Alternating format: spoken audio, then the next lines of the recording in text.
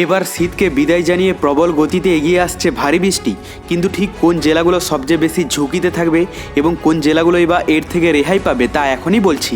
কিন্তু আপনি ঠিক কোন জেলা থেকে আমাদের আবহাওয়ার খবরটি দেখছেন কমেন্ট করে জানিয়ে দেবেন। আর পরবর্তীতে এইরকমই লেটেস্ট আবহাওয়ার খবর পেতে আমাদের চ্যানেলটিকে সাবস্ক্রাইব করে পাশের বেল আইকনটি বাজিয়ে দেবেন। চলুন এক নজরে দেখে নেওয়া যাক। মাঘের মাঝামাঝি শীতের আমেজ কিছুটা কমলেও ভোরের দিকেই ভালো শীত শীত অনুভূত হচ্ছে। আবহাওয়া দপ্তর জানাচ্ছে পশ্চিমবঙ্গের উত্তর ও দক্ষিণাঞ্চলে শুষ্ক আবহাওয়া প্রবলভাবে বজায় থাকবে। শহর কলকাতা সহ গোটা দক্ষিণবঙ্গে শীতের মেয়াদ যে প্রায় শেষের পথে তা এখন স্পষ্ট। চলতি মাসে হাতে গোনা কয়েকদিন কনকনে ঠান্ডা থাকলেও বেশ কিছুদিন ধরেই শীত যেন চোখে পড়ছে না।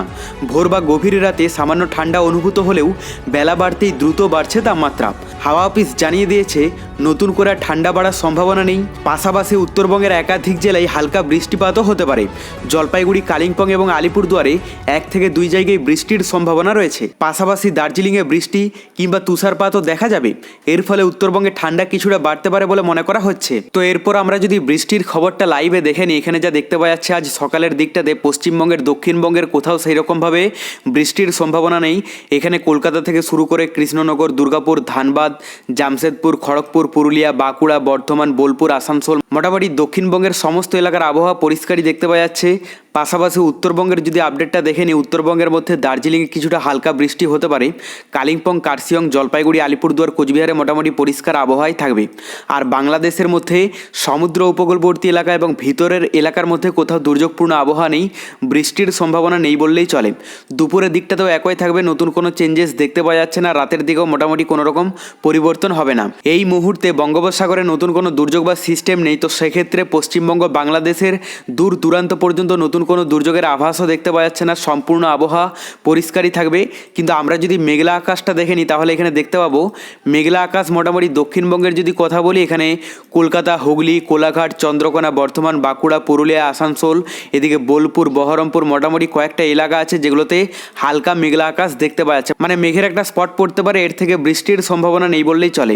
আর উত্তরবঙ্গের মধ্যে দার্জিলিং, কালিম্পং, কার্শিয়ংয়ে হালকা মেঘলা আকাশ থাকবে। বাদবাকি জলপাইগুড়ি, আলিপুরদুয়ার, কোচবিহারে পরিষ্কার সম্পূর্ণ দেখতে পাওয়া যাচ্ছে। বাংলাদেশের মধ্যে সমুদ্র উপকূলবর্তী এলাকাগুলোতে সেরকম ইফেক্ট নেই। শুধুমাত্র এখানে বরগুনা, পিরোজপুর, সাতক্ষীরা কয়েকটা এলাকা আছে যেগুলোতে হালকা মেঘলা আকাশ থাকবে। বাদবাকি উপরের দিকের মধ্যে সুনামগঞ্জ, জামালগঞ্জে হালকা মেঘলা আকাশ দেখতে পাওয়া যাচ্ছে। বাকি সমস্ত এলাকার আবহাওয়া পরিষ্কারই থাকবে। দুপুরের দিকটা আমরা যদি দেখে নিই, দুপুরের দিকের মধ্যে খুব একটা চেঞ্জেস নেই। দক্ষিণবঙ্গের কয়েকটি এলাকাতে সকালের মতোই আভাস থাকবে। এখানে আসানসোল, পুরুলিয়া, বাঁকুড়া, বর্ধমান, বোলপুর, কৃষ্ণনগর, এদিকে জামশেদপুর, খড়গপুর, এই সমস্ত এলাকাগুলোতে হালকা মেঘলা আকাশ থাকবে। উত্তরবঙ্গের মধ্যে দার্জিলিং, কালিম্পং, কার্শিয়ংয়ে বিশেষভাবে প্রভাব পড়তে পারে। আর বাদবাকি এলাকাগুলোর আবহাওয়া পরিষ্কার। বাংলাদেশের মধ্যে সেই রকমভাবে ইফেক্ট পড়তে দেখতে পাওয়া যাচ্ছে না, যদিও এখানে যশোর, খুলনা, ঝিনাইদহ কয়েকটি এলাকা আছে যেগুলোতে হালকা মেঘলা আকাশ থাকবে। বাদবাকি এলাকাগুলোর আবহাওয়া সম্পূর্ণ পরিষ্কারই থাকবে। রাতের দিকটা আমরা যদি দেখে নিই, রাতের দিকের মধ্যে বিশেষ করে দক্ষিণবঙ্গের পুরুলিয়া, বাঁকুড়া, বর্ধমান, জামশেদপুর, হুগলি, কলকাতা এই সমস্ত এলাকাগুলোতে মেঘলা আকাশ থাকবে।